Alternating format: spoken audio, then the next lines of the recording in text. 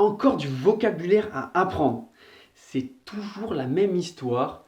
Il connaît sa liste et le lendemain, plus rien. Et bonjour à tous, c'est Sébastien Martinez, formateur et champion de France de mémoire.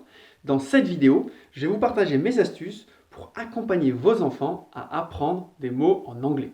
Vous vous souvenez, on a vu dans une précédente vidéo que pour pouvoir mémoriser à long terme, nous avons besoin d'associer. Et souvenez-vous de l'histoire que nous avions créée avec le taureau, des talons. Vous voyez, c'est bon, vous l'avez? Et bien on va utiliser la même méthode de l'histoire avec 3 mots d'anglais. Prenons premier mot, une taupe. En anglais, c'est a mole.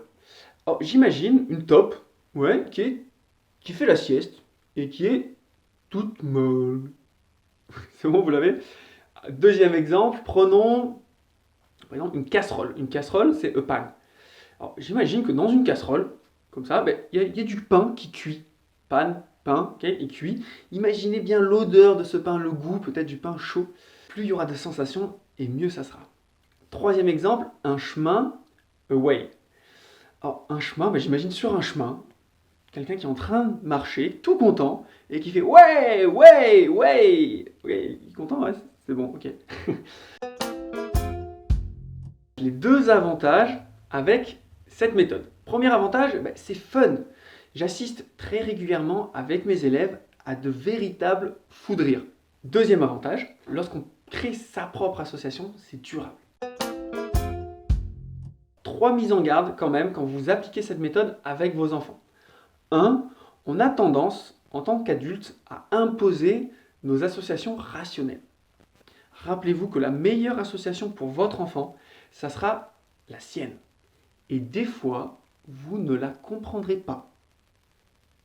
Deuxième mise en garde, c'est interrogez-le du français vers l'anglais et de l'anglais vers le français. Vraiment dans les deux sens.